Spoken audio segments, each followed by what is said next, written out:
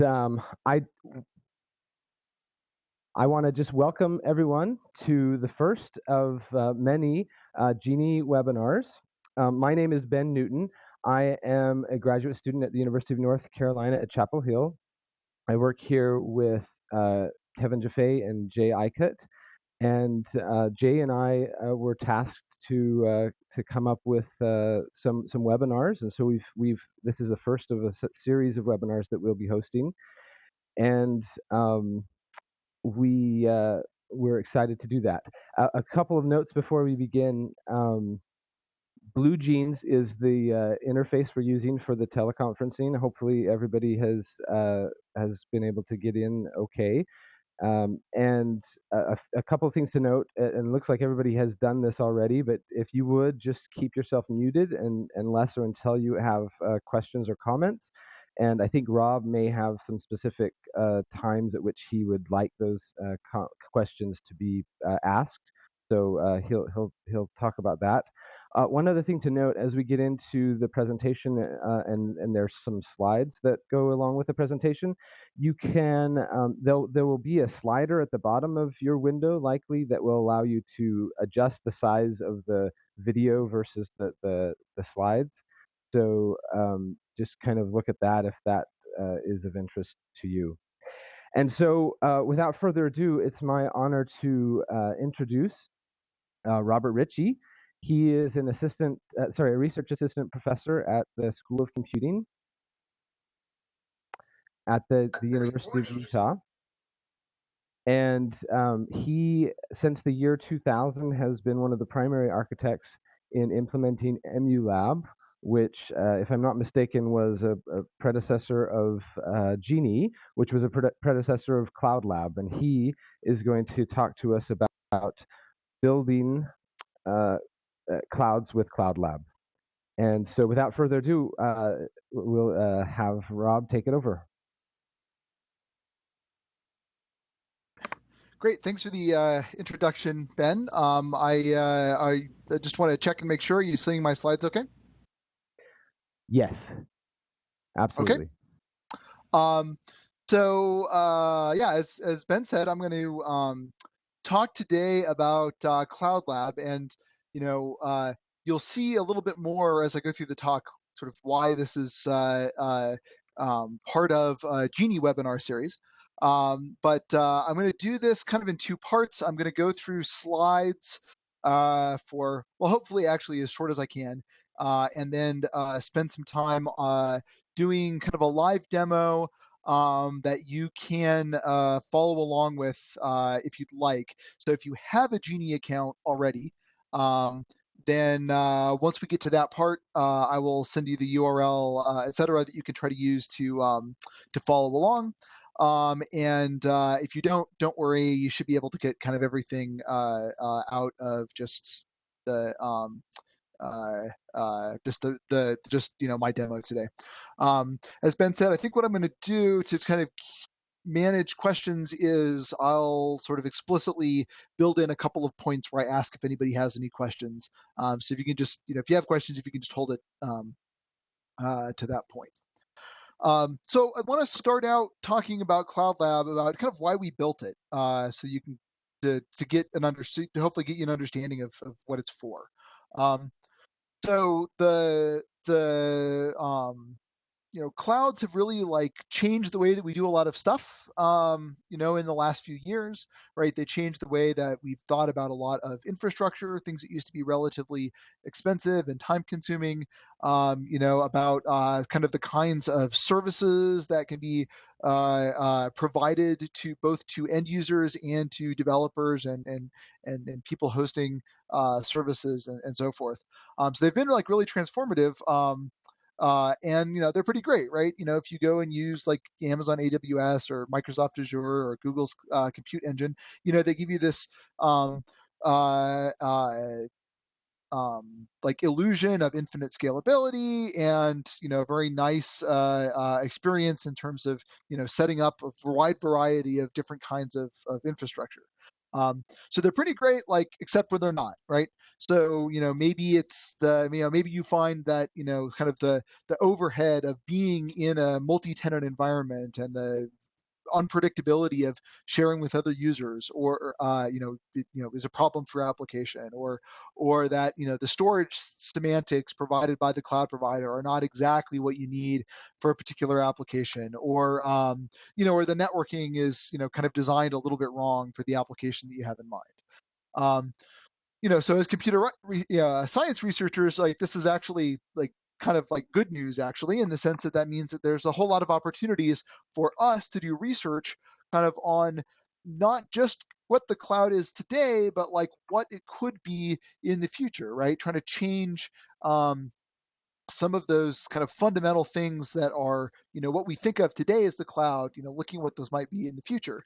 So kind of the succinct sort of statement of what Cloud Lab is for is that it's to enable researchers to do research on the future of cloud computing architectures, that is kind of the layers of things that are sort of part of the cloud if you are using someone else's cloud, and then the new kinds of applications that maybe don't work that well in the cloud today, but with sort of different cloud architectures, we could actually do differently in the future. Um, so, a question that you might come up with here is, and it's a good question, is, well, we have clouds, right? So why would we need, a facility to do this kind of research, right? So, sort of to use kind of a cheesy metaphor here, let's say that you wanted to study architecture, as in, buildings and that kind of architecture, not computer architecture, and you can go rent offices from people in buildings that exist, right? And a lot of work. An office is exactly what you need, right, to sit in and get some work done.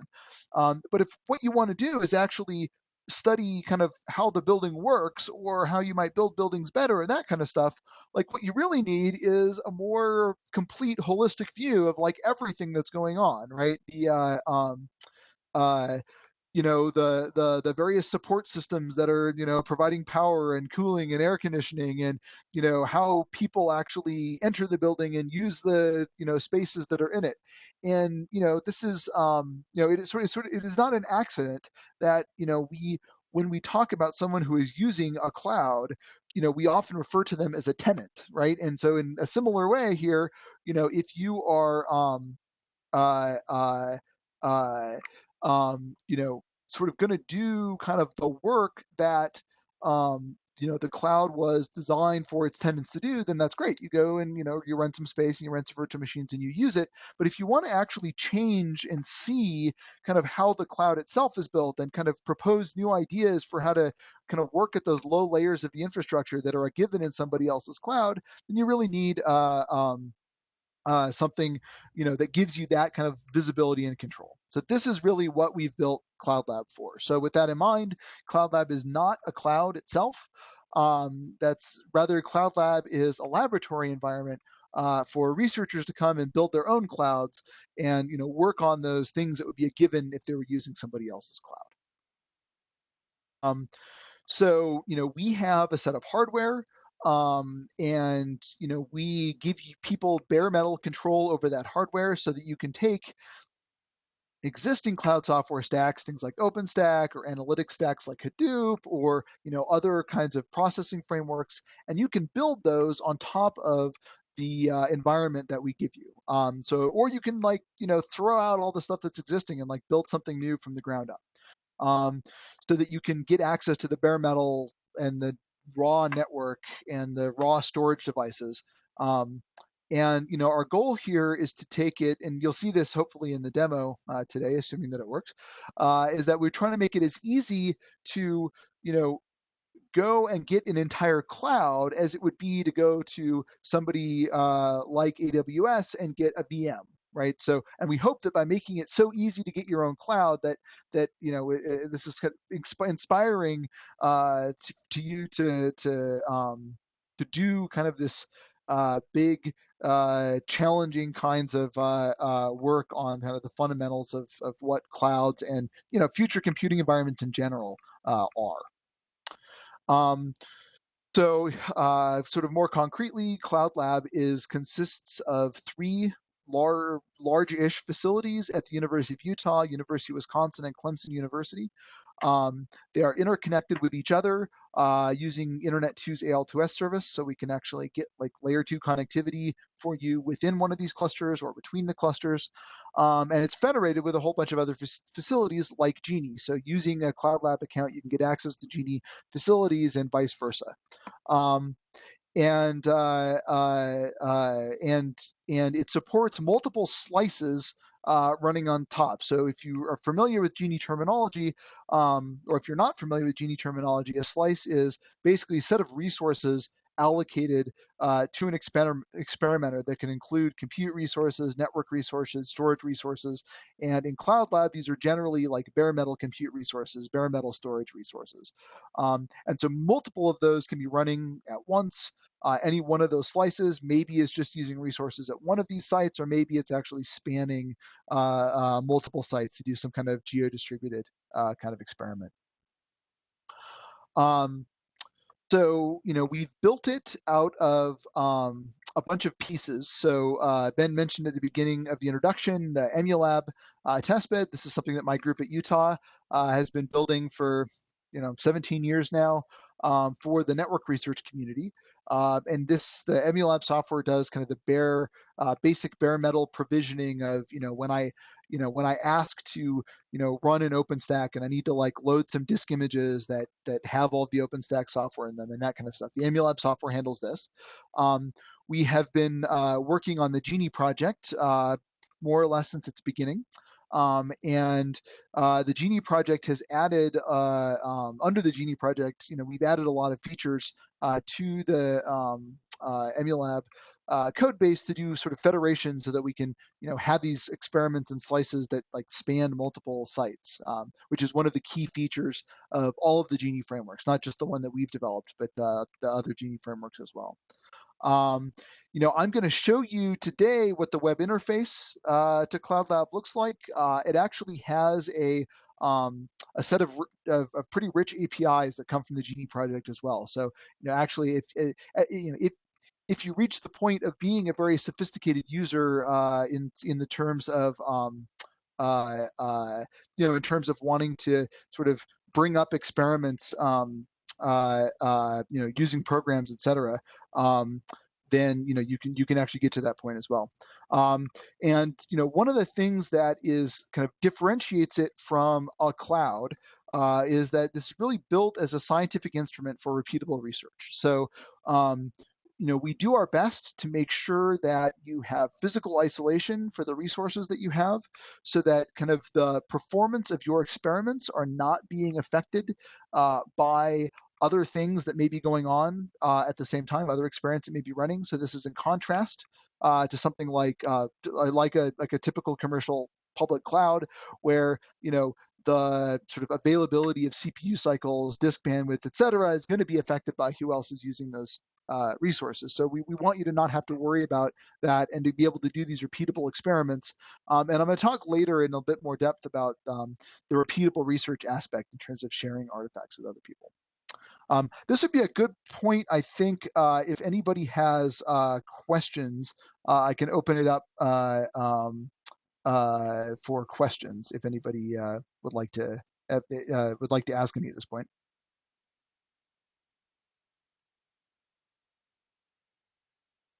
Okay, I will just go ahead and continue then. So I mentioned that we have a fair amount of hardware behind CloudLab. I won't go into a ton of detail about all the specs of that hardware. It's all online. But we are up to our goal under the current funding that we have from the National Science Foundation is to reach about 15,000 cores. We're about 2/3 of the way there right now. We still have one more expansion to do. And all of the nodes in CloudLab have 10 gigabit Ethernet on them as far as network goes. Some of them even have InfiniBand if you want to try alternative networking technologies. And we have kind of a mix of, of different sort of flavors of the three different clusters. So, for example, University of Wisconsin focuses on supporting experiments that are for storage and networking. There are sort of multiple disks in every one of those nodes, including SSDs in every single node. The cluster that we have at Clemson University focuses on supporting high memory kinds of experiments, such as things you might use like Hadoop or other analytics workloads for.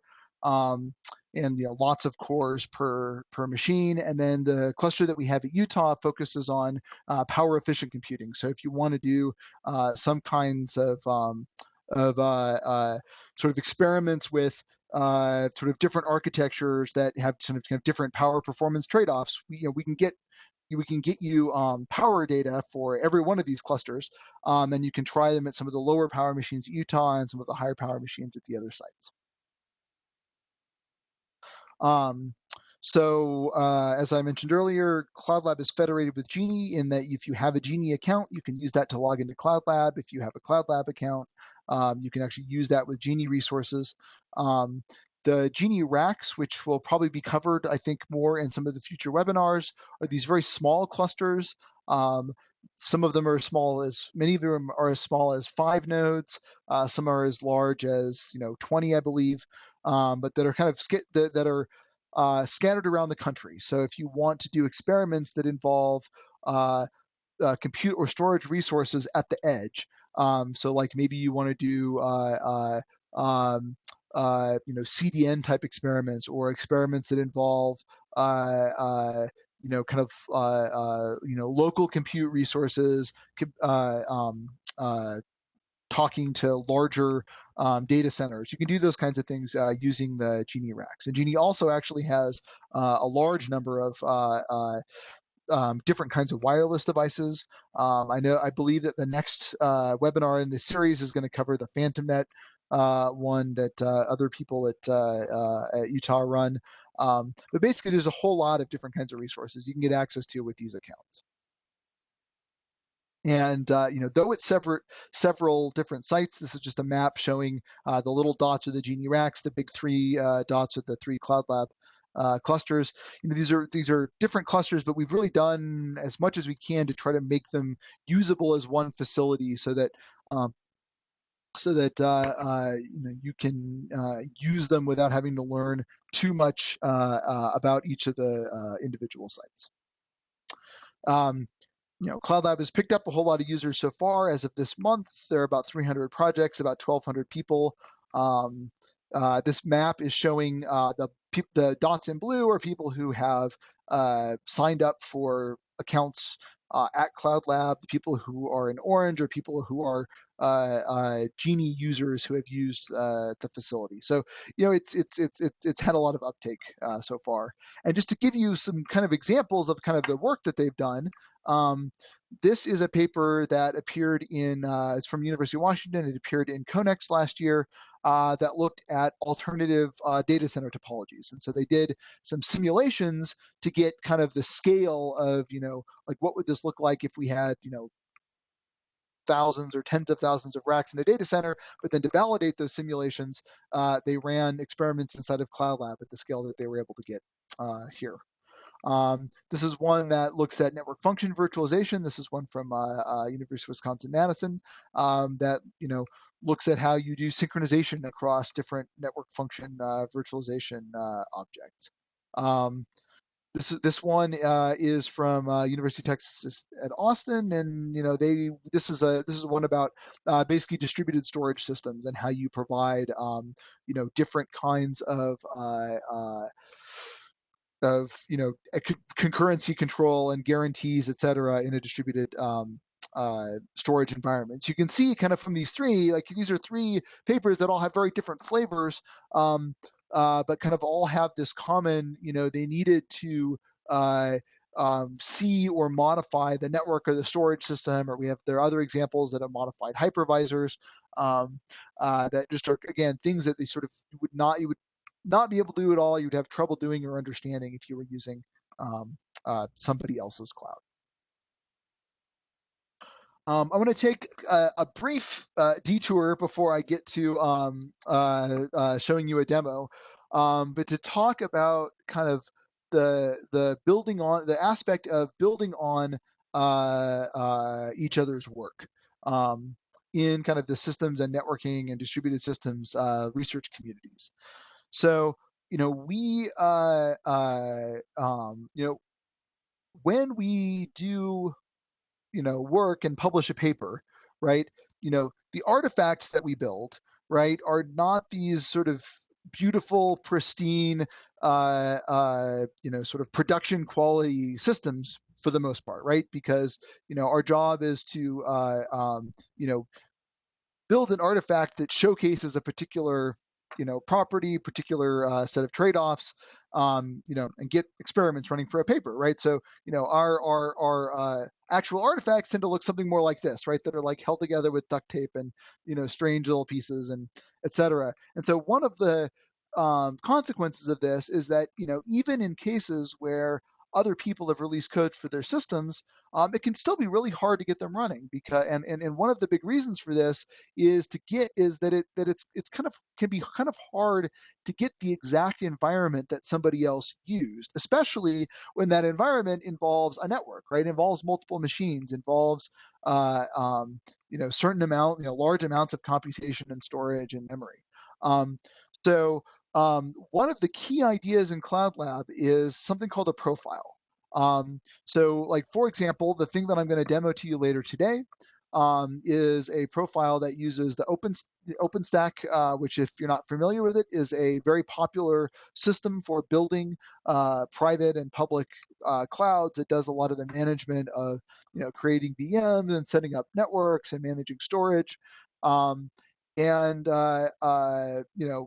if we in order to make it easy for people to run experiments using OpenStack and Emulab, or sorry, in CloudLab, rather than sort of making everybody install OpenStack from scratch, which is a pretty like daunting process, we provide what's called a profile, which sort of contains everything that is necessary to set up a sort of bare bones install of OpenStack, and then we can share that with other people. So we've created one for OpenStack.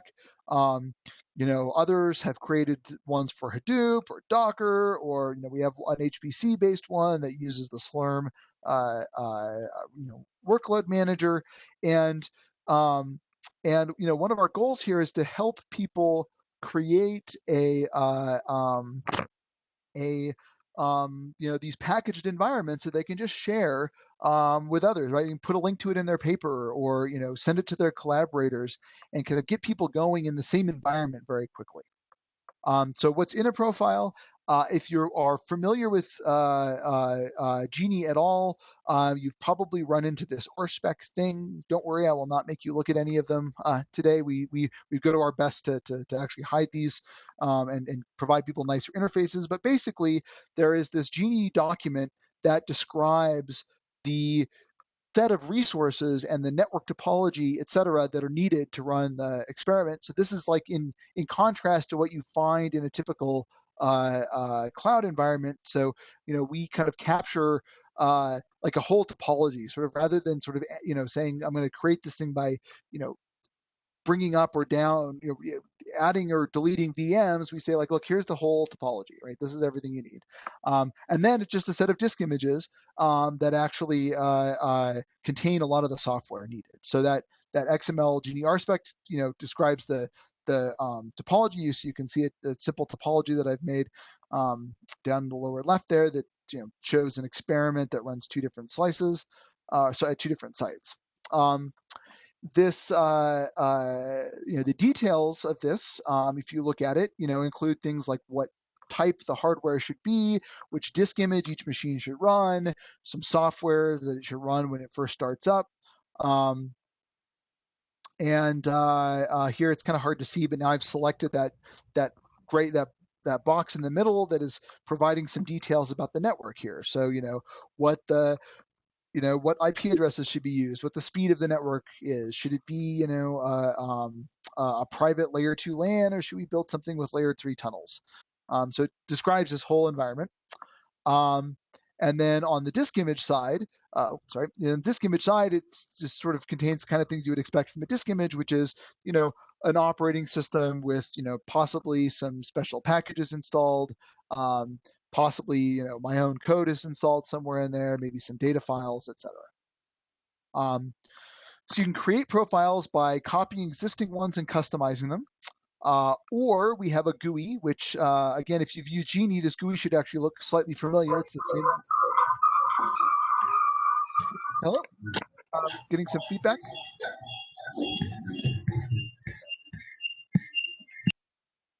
Okay, thank you. That sort of gives you a graphical interface to edit, to kind of like drag and drop the topology that you want to build, and to, again, pick things like which disk image you want to use. And this is the same one that's used in the main GENI portal, actually.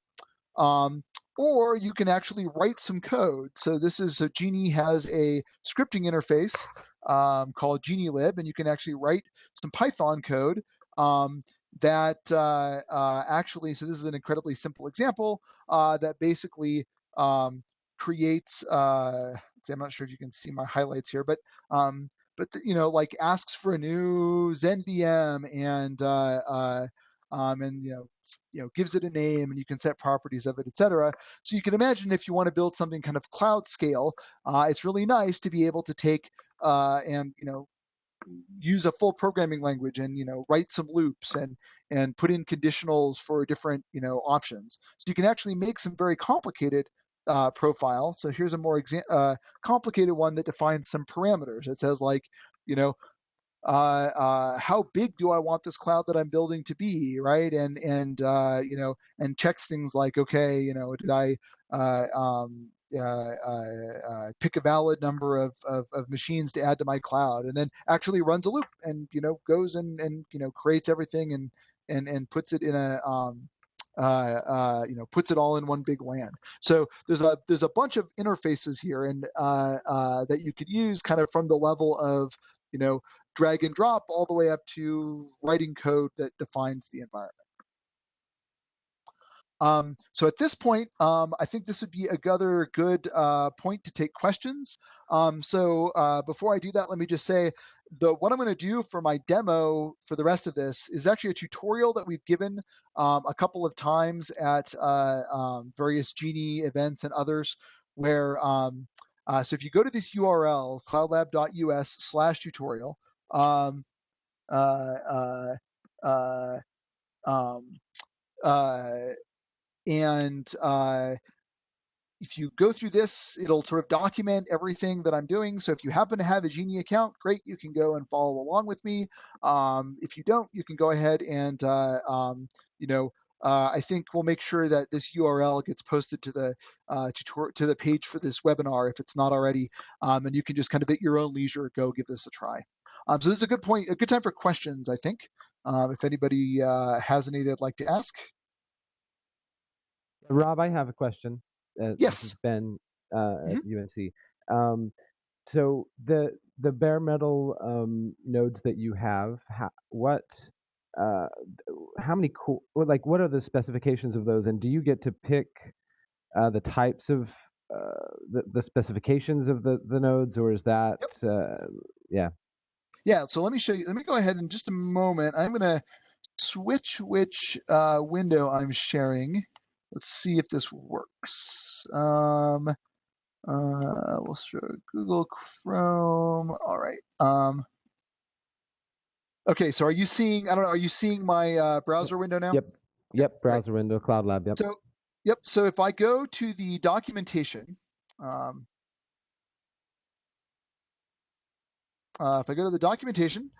you'll see that one of the things in one of the chapters, we have a pretty extensive manual, and it's at docs.cloudlab.us, but there's that link right on our front page of cloudlab.us. If you go down to hardware, this gives you basic specs for all the machines we have.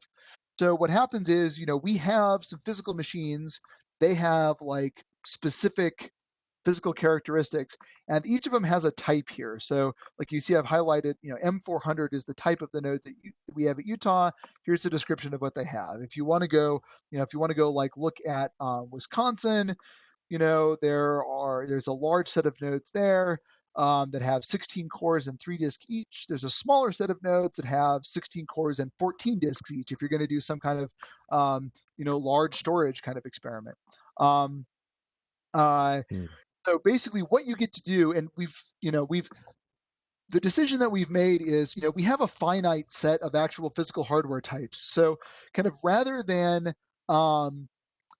giving us a specification like I want 20 cores, what we actually suggest that you do is just go look at what we have and see if, like here are some 20 core node machine, some machines that have 20 cores, right? So, you want 20 cores, then you can ask for a C220 G2 at Wisconsin. And, if you want InfiniBand, right, you can come down here and, if you look at the Clemson nodes, here we go, here's some machines with some InfiniBand. HCA. So this is generally the level at which you do this. There's sort of some question about, in consideration of, whether we should sort of start now. If you look through this page, you'll see there are actually a substantial number of different node types at this point. Providing people with a better way to kind of search for what they want. But so basically, you look at the types of nodes we have. You either tell us like, just give me whatever, I'll take whatever you whatever you give me, or you can pick particular types and ask for nodes of particular hardware types. And all of this hardware is specifically just for CloudLab. This is not shared with GENI at all, right? Well, it is shared with GENI in the sense that to use a GENI term here, right? GENI has this notion of aggregates, which are, you can think of them as a cluster, right? And they range from very small aggregates, like some of the GENI racks that have 5 machines.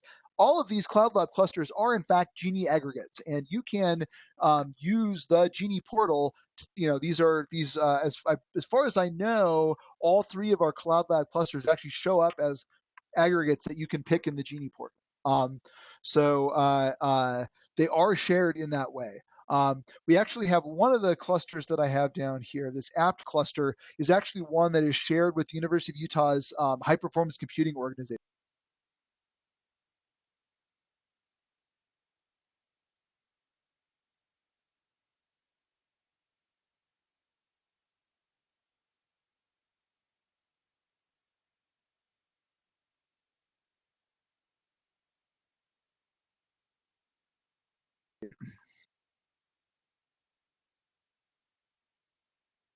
Any other questions before I switch to a demo?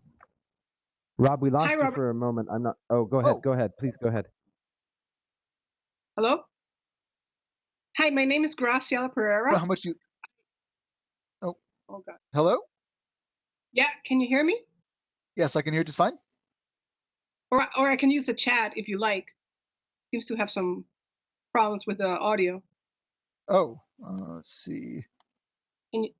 I can hear you. Can you hear me? Yes, I can. Hi, I was in the CloudLab working with you as a TA. I'm a professor. I'm a professor in Northeast Illinois, so I already gone and done the CloudLab that you guys have. Yes. So I had a couple of questions. One related to teaching. So my students at my university can do the CloudLab, but they don't understand what they're doing. Sure, right. This is the danger of making things easy, right? Is that, it's very easy to not understand like what's going on. Yeah. So they can, and that happens everywhere, right? With the internet. Yeah, you can use Yep. So I wanted to develop some materials. I didn't know if you already had some materials down that path where, the unprepared or non-experts can actually learn a little bit about clouds using CloudLab. That's and the a good other point. question, Yeah. Go ahead, and please. the other question was if you have Spark. Is there a way? Does anybody? Yeah. Yep. So to answer the first question first, Yeah, the tutorial materials we have at this point are kind of focused on how to use CloudLab and not so much on what the cloud does. I could, there have been several classes that have used CloudLab, and it would be interesting. It might be a good exercise for us to go and kind of see if we can collect some materials about to make it easier to find these kinds of things. So, for example, at one class here at the University of Utah that I didn't teach, but one of my colleagues here taught, he had people that use the students in the class set up eucalyptus from scratch. Eucalyptus is kind of a competitor to our alternative to OpenStack, and yeah, he had them set it up from scratch so that they would learn what all the pieces were at least, right? And it would be useful, I think, maybe if we could make that available to more widely to help people find these materials that have already been made. On the other point, Spark, I don't believe that. Well, so my group hasn't made a Spark profile at the moment. When I switch to the demo, I can actually look and see if somebody else has made a publicly available Spark profile. For all I know, they have. We haven't done it, and we don't have any kind of local expertise in Spark. So this would be one of those things where, like, the ideal situation would be if somebody who really wants to do, whose research is sort of heavily used Spark and like understands, what other people in the area, who are using Spark would want out of it, right? Could help make one, right? That would be, extremely helpful. Yeah, I appreciate it if we could find the eucalyptus, because I did, one of my grad students was installing something on a VM and on my machine, some basic stuff, nothing similar to CloudLab. And that's when she really understood what was going on with CloudLab. Yep. If I can reuse whatever somebody has, it will be great. Yeah, I will see if I can find a link to the existing assignment that that was done, and I'll see if we can try to get that onto the wiki page for this webinar. Because I don't have it handy, but I'm not an expert on Spark, but I know University of Chicago, just maybe some PhD students over there that I know may be able to get interested in it. Yeah, that'd be great. So I'm going to go ahead and Rob, just for your information, all of the people that are connected have GENI accounts, so everyone should be able to participate if they wanted to. Great. So I'm going to go ahead and run through our. If I was giving this as a live tutorial, I would sort of pause a lot more often to help people out. I'm not sure if that's going to work so well in the webinar format. So what I'm going to do is I'm just going to kind of run through this. As I mentioned, there's this. If you go to cloudlab.us/tutorial, you can kind of follow along with what I'm going to do, kind of at your own pace or later. And I am going to go a little bit quickly to just try to kind of hit all the main things within an hour, and then I could stay on a little bit longer to answer more questions and help people out who may have only gotten partway through. Okay, so I'm going to go ahead and log out and show you what the whole login process looks like here. In fact, I'll just go back all the way back to our front page. CloudLab.us is our main page, and if you have a GENI account, you can click on this login button here. If you're going to use a GENI account, there's native CloudLab accounts that are accounts with our portal, or you can use a GENI account. If you're using a GENI account, there is this button down here, and I just realized I'm not sure what's going to happen with pop-ups here. So let's see what happens with the screen sharing. Oh, there we go. It just brought it up in a big ugly tab. That works.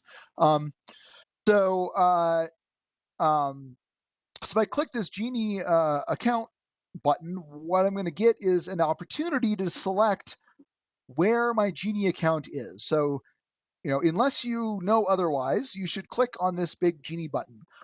There's actually a number of other facilities that have compatible account systems that you can potentially use. But I'm just going to go ahead and use the GENI button. What that will do is that will now take me to the GENI portal, which probably you've seen and logged into before. And I'm just going to log into that GENI portal like I normally would. So in this case, the GENI portal is remembering that I'm logging in using my University of Utah account. Let me go ahead and do that. I'm already logged in. It uses my campus login system, and because I logged into it earlier today, I was already logged in, and I didn't have to enter my username and password again. If I was doing this for the first time today, I would have been taken to the same university login page that like I use to access our campus, like grading system and registration system and all those kinds of things. And the idea here is to let you use that login that you have without having to, kind of minimizing the number of accounts that you have to have. What I get after this is something that pops up and is this tool. If you've ever used like a single sign-on system where it's like, you're going to sign on to your, I don't know, some, social network or your store, some like online store, and it says, hey, you can log in with your Google account, right? Or your Facebook account. And when you do that, there's this step that says, this this other website is trying to use your account, and this is that's what the screen that I'm looking at here is. That basically I am being asked to you'll notice I'm being asked by GENI, so you can see the GENI the GENI.net URL here, whether I want to allow CloudLab to use my GENI account, and I'm going to go ahead and say yes. You can even click this remember this decision, and you'll never have to answer this question again. I don't, simply because for demo purposes I want to show people this screen, but all right, so then once I do that, it comes back to the CloudLab website and logs me in, and you can see my the set of experiments that I have running. You will probably see something like this if you are following along and have managed to get logged in, which offers to create a new, in GENI terms, slice, or in our terms, experiment. So what's going on here is I am picking a profile. So, I talked earlier about how this, profile captures everything needed to run a particular experiment. What I'm looking at here is this is the description of the OpenStack profile that my staff has provided. It's the default profile on CloudLab. Look for other ones. So to answer Graciela's question, let's see if I search up here for Spark.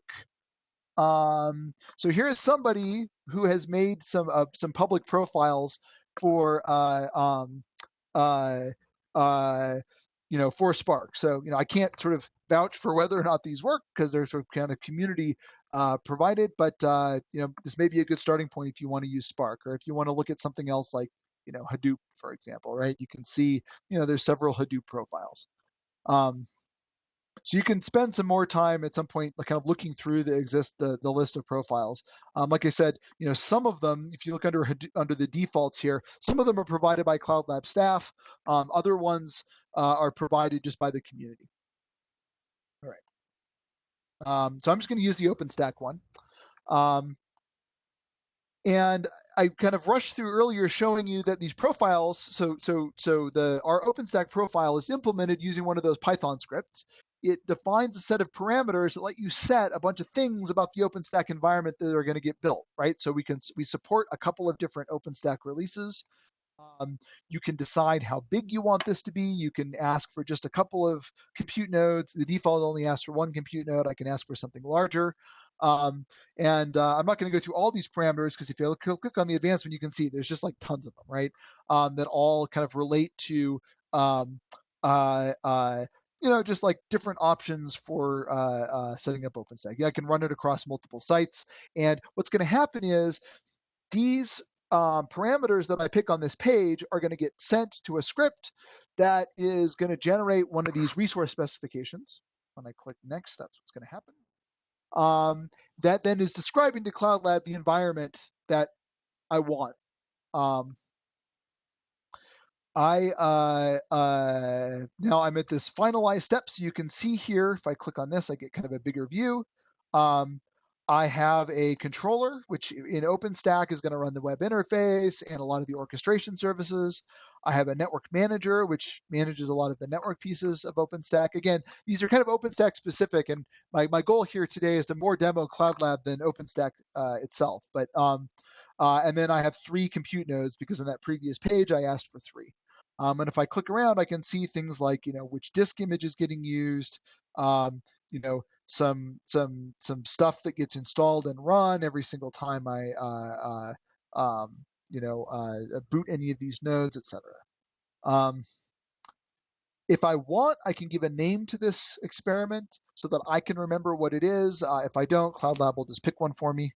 And I'm going to go ahead and click finish here. Oops. Oh, sorry. This is kind of important. I have to pick which cluster I want to run it on. Now, I've had some reports from my staff that we're having some trouble with the Wisconsin one right now. Our status is reporting it as healthy, but I think people have been having some kind of trouble with it. So I would recommend, if you're following along, that you pick either the Clemson cluster or the Utah cluster.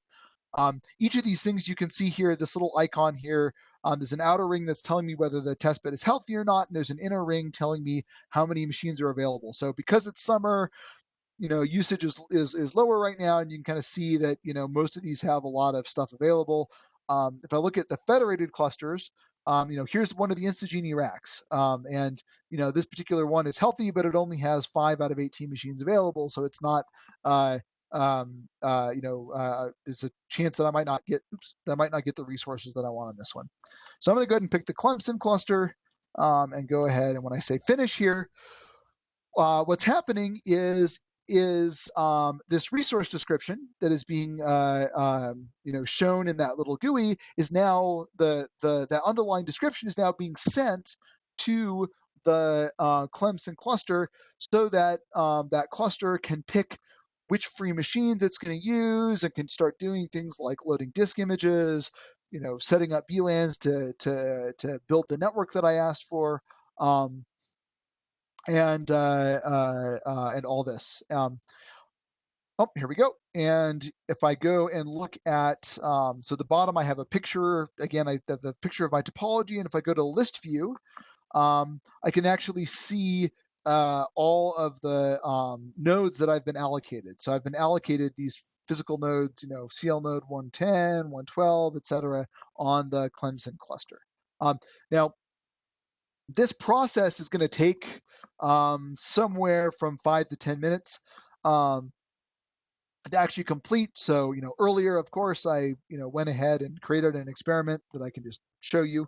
Let's see. So I'm going to go to my experiments. It's going to give me a list of the experiments that I currently have running. Let's see. This was the one that I set up earlier. And I'll just kind of click around and show you some of the things I can look at. So yeah, I can see the set of nodes that are allocated to me. There are actions that I can perform on each of those, like I can get a shell. So let's pick my control node and let's ask for a shell. We actually have a web-based SSH system. So, I can, without even firing up an SSH client, I can actually get a shell on this machine. I recommend to people, this is a good way to kind of like log in and explore, but for real work, I recommend you use an actual SSH client. I can, if I go back here, I can do things like I can get the serial console for this machine. If I want to, watch the machine's boot or see, debug problems that I might have with my disk image. I can take a snapshot, which makes a new disk image from an existing node. I can, this action is missing something. This menu is missing something. Action menu here. I can reboot this machine, which actually physically power cycles it. There's a whole lot of options that I can do to the machines in my experiment. One of the things that I want to show you is this profile instructions. So if I expand this profile instructions tab, these are provided by the person who made this profile that kind of explains how you use it. And one of the critical things here is that it contains a link to, open this in a new tab. It contains the link to my, didn't mean to change that tab. All right. It contains the link to the admin web interface for the OpenStack that I've got here. And, to kind of, at the risk of belaboring this point, this OpenStack dashboard that I'm looking at here is in fact like my own copy of OpenStack. Nobody else has access to this thing unless I choose to give them access to it. If you look at this URL up here in my bar, you'll see that this is, like controls the name of the node. This is the name of my experiment that's running at Clemson. So these are physical machines that like I can do like whatever I want to. I can use the stock OpenStack, or I can modify it. I can like reboot machines. I can like replace packages. I can do like really whatever I want to these. And CloudLab will just clean them up and get them ready for somebody else when I'm done. So one of the things in this profile instructions was a password. So this password is actually randomly generated per every experiment, so that I'm not having to so that I'm not, I don't have like some well-known password or something that somebody could use to break in. Let's see.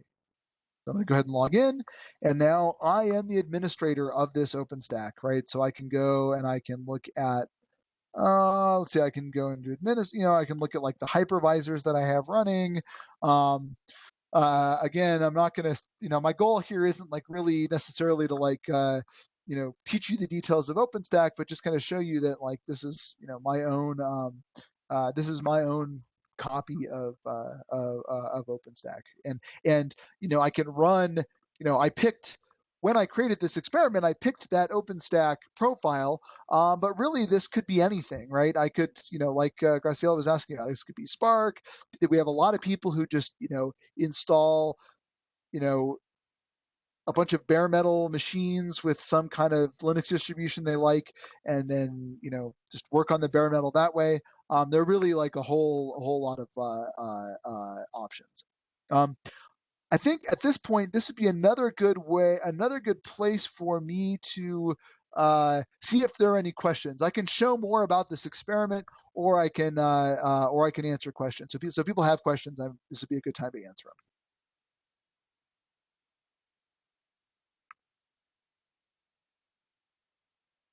Okay, I'll just go ahead and show some more things about this experiment.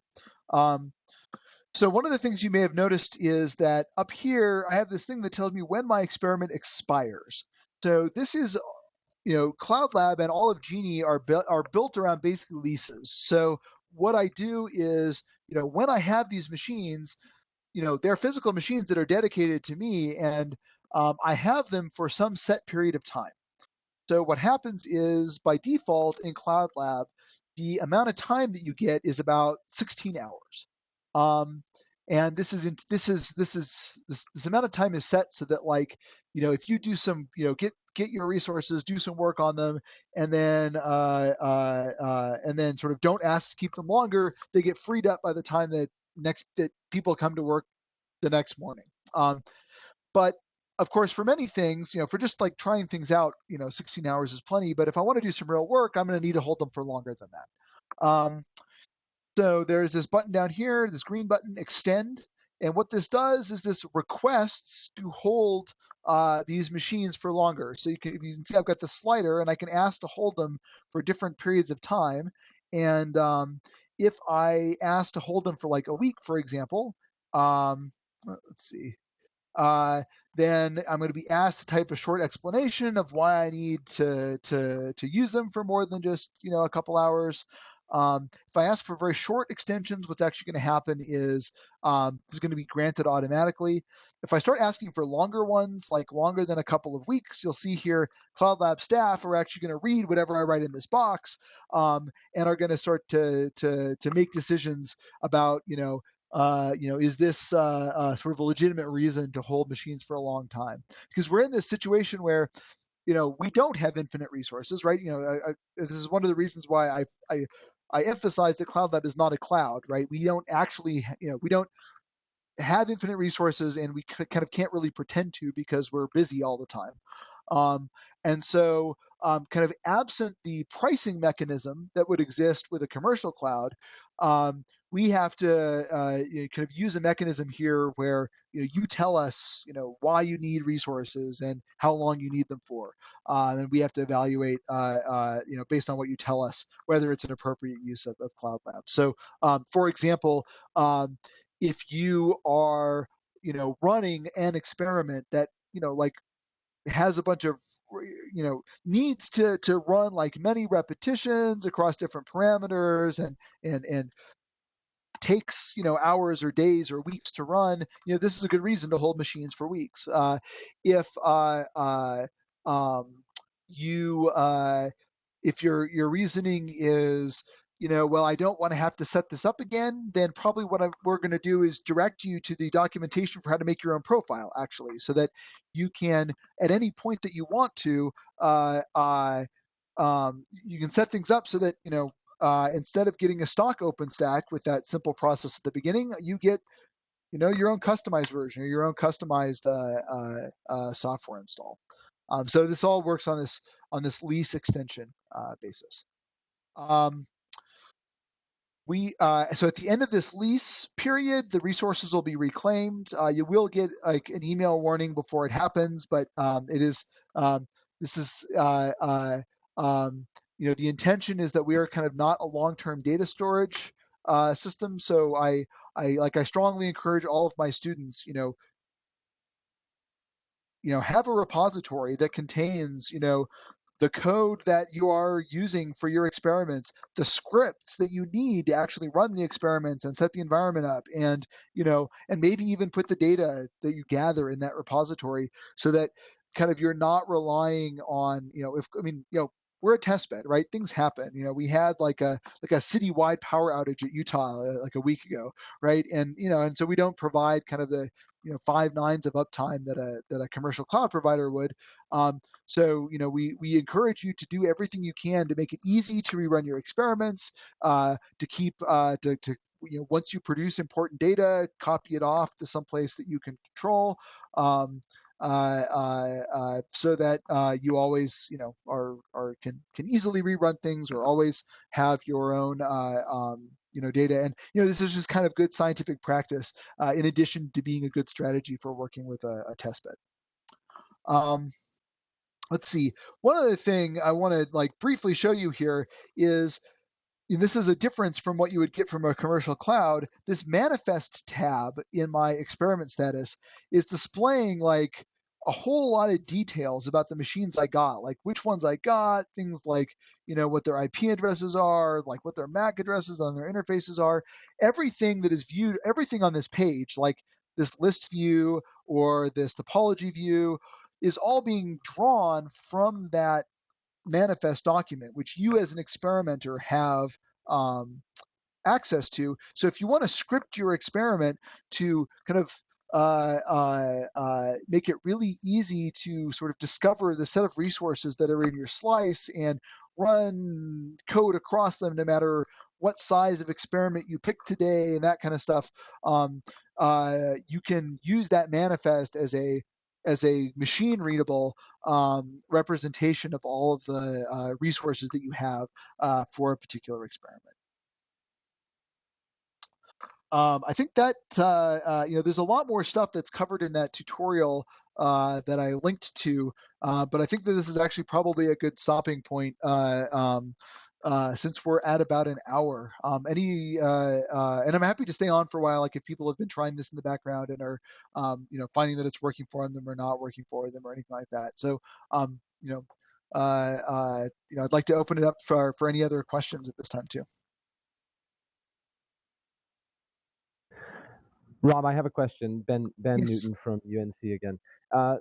You mentioned that this was a good way to be able to reproduce results for papers and such. Yes. Does that then imply that you would need to create a profile that you would set aside and never change? Because you can update a profile, but you would basically That's a very need good to point. set Yep. that profile aside, right? Yep. So let me show you. So if I look at this page, so this experiment page has a link to the profile that I use. So if I go look at the OpenStack profile, let's see, there should be, where to go. Okay, so there is a share button at the bottom of this. Now, one thing that I by the way, I should try to make clear, because I may have rushed through this. Everybody who instantiates this profile is getting their own set of physical machines to run it on, right? So I can make this profile and share it with other people, and then they're going to get their own copy of my environment. So I mean, I don't think this was implicit in your question, but people do sometimes wonder, all right, if I share my profile, am I providing access to the same instance of it that I was using? And no, actually what you're doing is you're giving people the ability to create their own instance. So if I click this share button, you'll see that I actually get a link here, right? This link is something that I could put on my web page. I could publish it in a paper. I could send it to somebody. Like I could like email it to one of my collaborators, and you'll see there's actually two different links here. So profiles are versioned. Every time you change a profile, it actually increments a version number. And at the moment, we actually save all old versions. We're looking at having some kind of like, you tell us which versions you want us to keep around. But so if I use this bottom link, which just says, this is the project the profile belongs to. This is the name of the profile. If I share this with somebody, they're going to get the most recent version of this profile. If I share this top link, which has a version number in it, then they're going to get that version of the profile. And what's going to happen is, so like if I want to kind of, make sure that the version that, I used for my paper is sort of preserved, so that anybody who comes along at any point in time gets exactly that thing, I can go ahead and share this versioned link with them. And then I can keep updating the profile, and if they follow the version link, they're going to get the version that I use for my paper. And they will also be told that there is a newer version available, so it'll be up to them to decide, like, am I, maybe the newer version is better because I, made some of the scripts work better, or I updated the software or whatever. But so I get kind of both that, here's the version that was used for this paper, and, and it's also an evolving resource. Perfect. Thank you so much. And for the profiles that I make, I have a choice about whether I want to make them public or not. So by default, profiles are private. If I go to a private profile, let's see if I go to my profiles. I haven't made any with this account. What I would get is a link that isn't pretty. It has a big, long random identifier in it. And anybody who has the link with that random identifier can use that profile. So again, I can like share it with one of my collaborators without making it like totally public. And if I make it public, then it's going to show up in that earlier when I was like searching through the list of, like, let's see, they should be able to have let's see. Let's see if I can look at, we'll just do it from the start experiment page, right? All these ones that I'm seeing when I pick a profile in this picker are either ones that I made, ones that other people in my projects made, or ones that were made public. I'm not seeing private ones in here that belong to other people.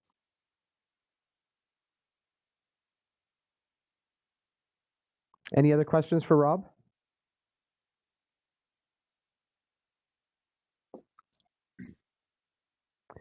Perfect. Well, Rob, thank you so much. I don't think my video is working, but I'll just use the audio. We're so grateful for you and your time to share this, and we hope that everybody will be able to use CloudLab in their research.